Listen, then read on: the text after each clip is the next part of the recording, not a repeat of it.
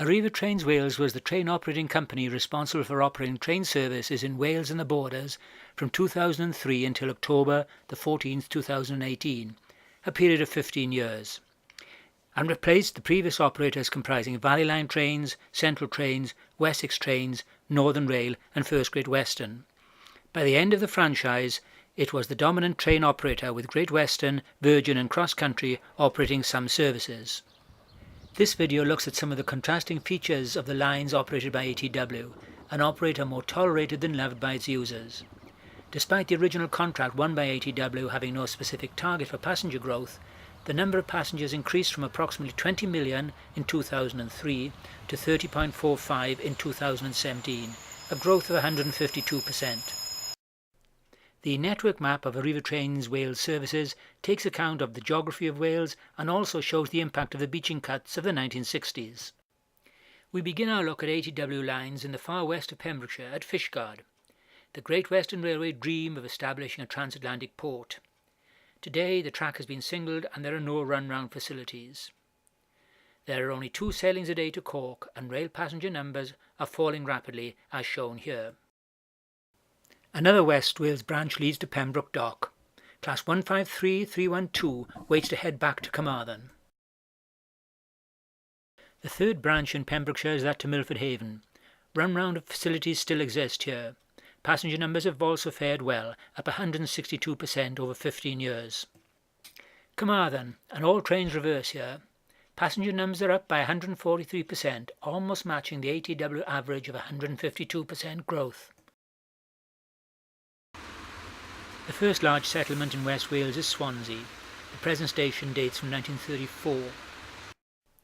3 of the 4 platforms are in constant use. All trains have to reverse here, no problem for the DMUs which make up all of the services. This Class 175 is arriving from Cardiff and will then leave for Carmarthen.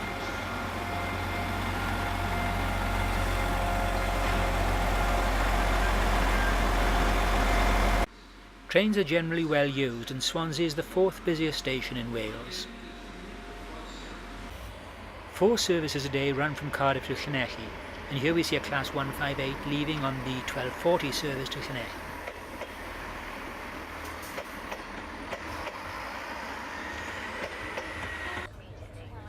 Immediately leaving Swansea we see the Hitachi servicing depot for the new IET trains at Malaphant sidings. The depot had full catenary installed before the UK government abandoned the decision to electrify the line between Swansea and Cardiff.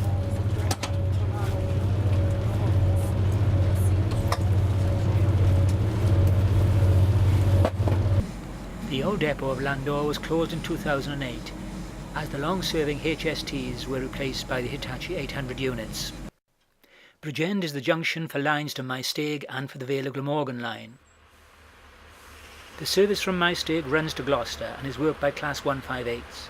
Here a train from Maesteg leaves for Cardiff and beyond. We catch a glimpse of the Vale of Glamorgan train in the east-facing Blay platform.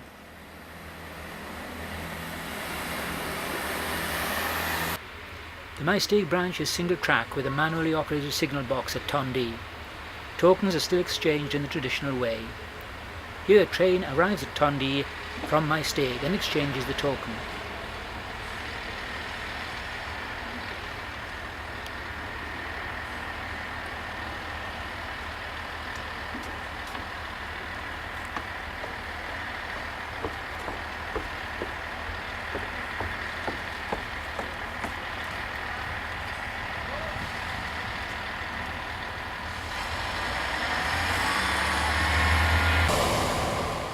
And this is the very basic platform at Tondy today, once a much more important junction with a large V-shaped station.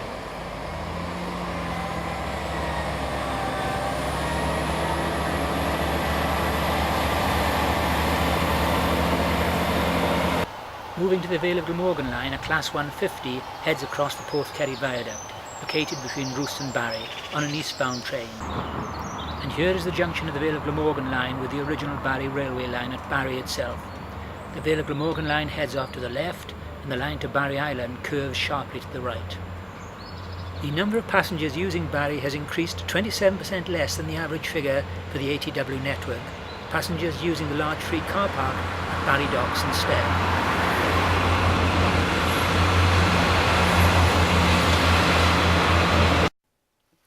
Moving east, we arrive at Cardiff Central, the main station in Wales.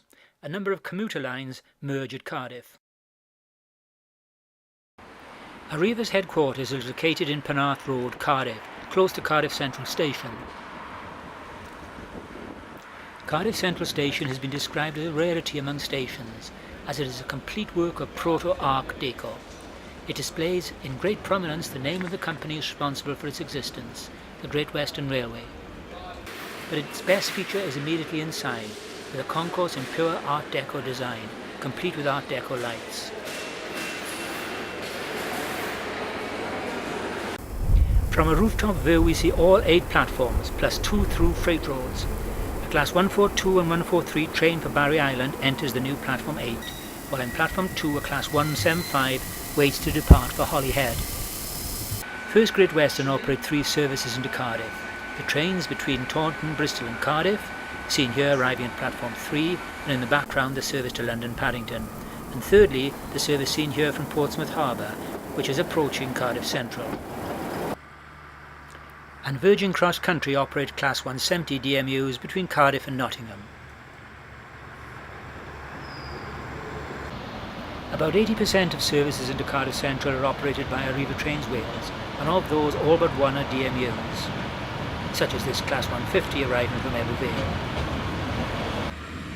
Vale. All 27 sets of Class 175 Caradia diesel multiple units have been used on the longer distance services on the Arriva network since 2004. There are 11 2-car units and 16 3-car units, all with a top speed of 100 miles an hour. All are maintained at Chester. Looking west we see 2 Class 175s, on the right a train for Holyhead and on the left a train for Milford Haven.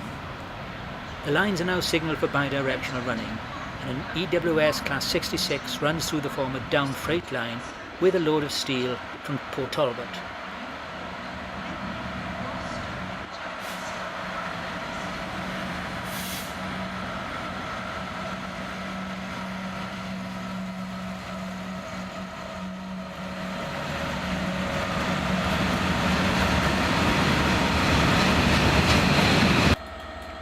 The premier train on the Arriva Trains Wales network is the daily locomotive hauled express between Holyhead and Cardiff.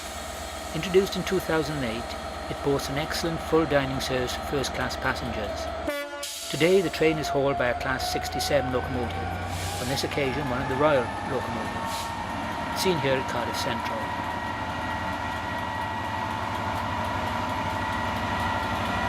This train is 30 minutes faster to Holyhead than a normal service train.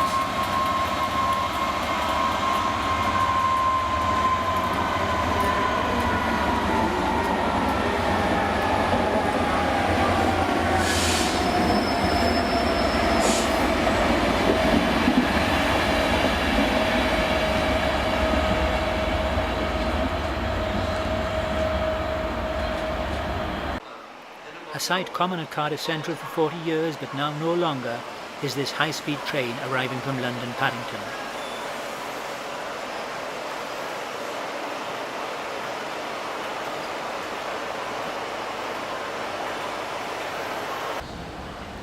Here is the new order for London trains, a bi-mode Hitachi Class 800 arriving at Platform 1.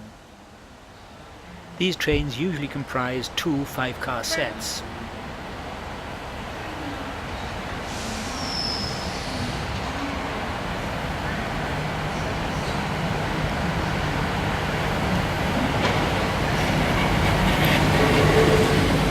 After an extremely long wait due to a late-running re-signalling scheme, Platform 8 finally came into use and is now used by Barry Island and Vale Glamorgan trains.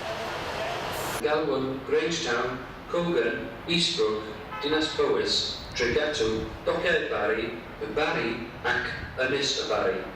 Platform 8 am y gwasanaeth 10 munud wedi 11 trenau Arriva Cymru I Ynys y Barry. Angen ymuno'r tren, byddwch yn ofalus o'r gap rhwng y tren ac ymyl y platform, os gwelwch yn dda.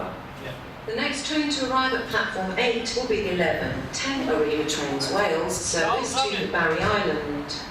Calling at Grangetown, Cogan, Eastbrook, Dinas Powys, Cadoxton, Barry Docks, Barry and Barry Island. Platform 8 will be 11.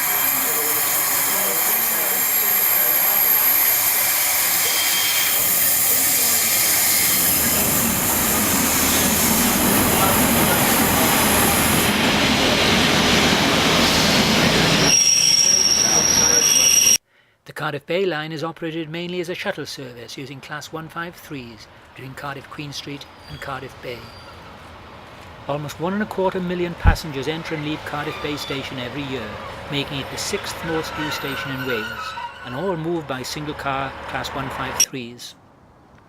Grangetown on the line from Barry, resplendent in fresh Arriva Trains Wales colours, and usually a train for Barry Island is headed by a Class 153 DMU, due to Sunday engineering works which disrupted train formations.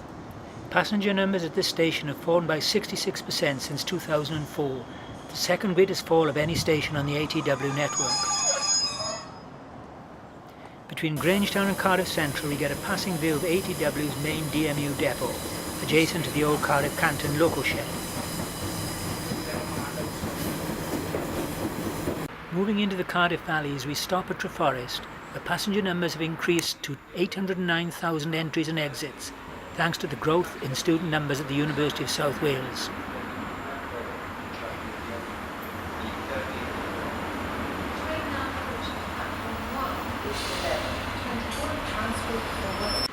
One and a quarter miles north of Treforest is the major valley town of Pontypridd. The station, which claims to be the longest island platform in the world, once boasted 7 platforms. Today it has 3, one of which is a little used bay platform. This train is arriving from Cardiff. Immediately north of the station the line splits. This train is heading into the Rhondda Valley, while in the foreground the line goes to Merthyr and Aberdare. Now in the Rhondda Valley at Porth, amid typical urban scenery, 2 Pacer units head for Treherbert.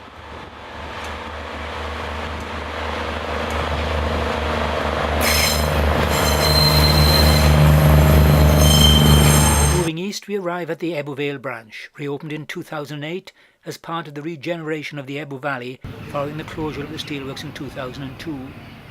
Surprisingly, the connection links the line to Cardiff and not to Newport. That this was the correct decision can be seen in the passenger numbers. Ebble Vale town now has 232,000 passenger entries and exits, up an almost fantastic 65,000 since the previous year. The line is being doubled throughout and a half-hourly service is promised.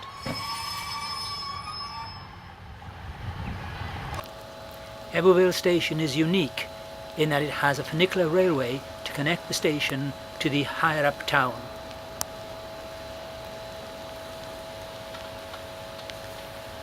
An additional station at Pye Corner near Newport was opened in December 2014 and has quickly established itself with over 81,000 passengers using the station in 2016-17.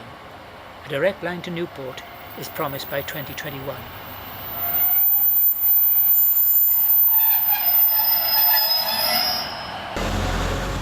Newport station is the 3rd busiest station in Wales with 2,614,000 users in 2016-17. It has 4 through platforms. Arriva Trains Wales provides services to Cardiff in the west, to North Wales, Birmingham and Manchester, and to Cheltenham. 2 Great Western trains per hour link it to London. Here a then new Hitachi IET arrives from London.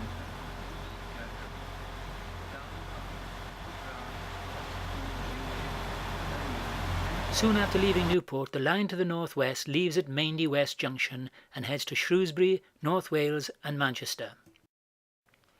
A series of medium-sized former market towns are linked by the north and west route, and Pontypool and New Inn station, shown here, has recorded a passenger increase of 180% over the period 2004 to 17. Its station is the most basic, and a number of trains do not stop here. There's an hourly service to both Holyhead and Manchester. This is a train from Manchester to Milford Haven. Shrewsbury, and a train from South Wales to Manchester prepares at the ramp for unloading a wheelchair and its passenger. The line along the North Wales coast links a series of towns, for example Llandudno, with approximately 300,000 passenger entries and exits per year. Llandudno Junction is the point where the 27-mile line to Blaenau-Festiniog heads south into Snowdonia. This heavily subsidised service uses Class 150 DMUs, as seen here. And a Class 150 at Blaenau-Festiniog, and we can see the run-round loop in the centre and the narrow gauge line on the right, and in this view we see the proximity of the Festiniog railway. A surprise arrival at Blaenau-Festiniog. A railhead cleaning train arrives.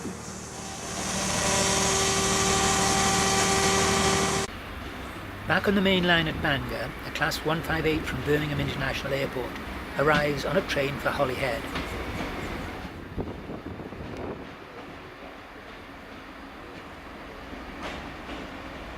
Passenger growth at Bangor has been 10% lower than the average for ATW growth over 15 years, and a decline in numbers has become apparent in recent years.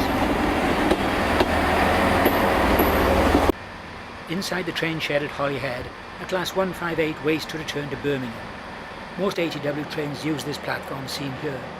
Bridgend trains use a dedicated platform to the right of this view. The Cambrian service starts at Birmingham International and then via Wolverhampton to Shrewsbury, where connections are made to the north and west route.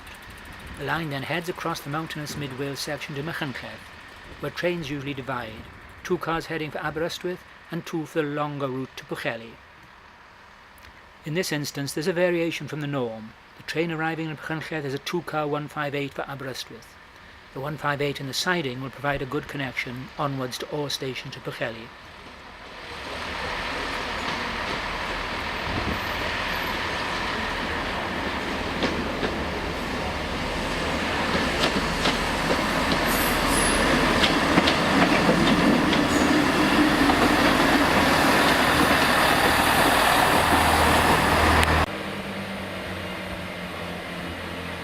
As soon as the train to Aberystwyth has left Machynlleth, the train for Pwllheli pulls forward.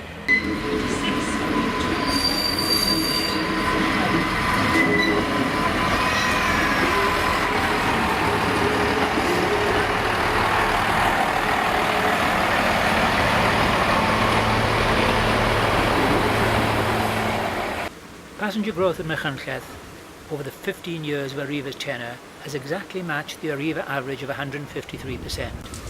The station has a thriving buffet, and Machynlleth is a refuelling and maintenance depot for Class 158s. It's also a signalling and telecoms depot.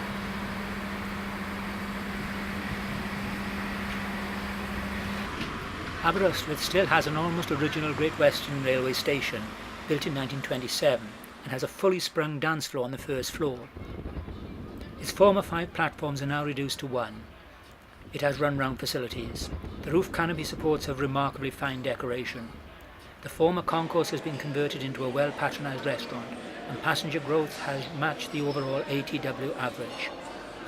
And so to the Heart of Wales line, that leaves the South Wales main line between Swansea and Llanelli and traverses a little populated mountainous area, eventually meeting the north and west route at Craven Arms before ending at Shrewsbury. Centres of population are small.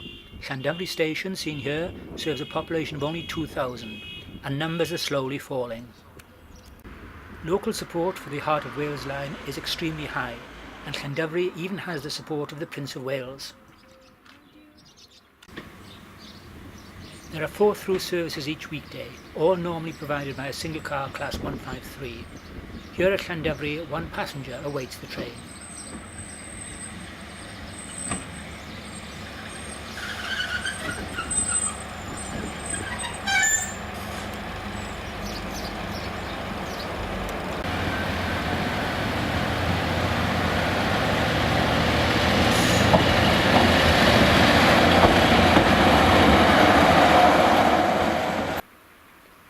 Holiday Station is a conditional halt. The local population of 259, mainly elderly, lavish great attention to the station, having planted a garden and obtained an EU grant to improve the access road and provide car parking. The waiting shelter even has cushions. Only 994 passengers used King Holiday in 2016-17, a 47% decline since 2004.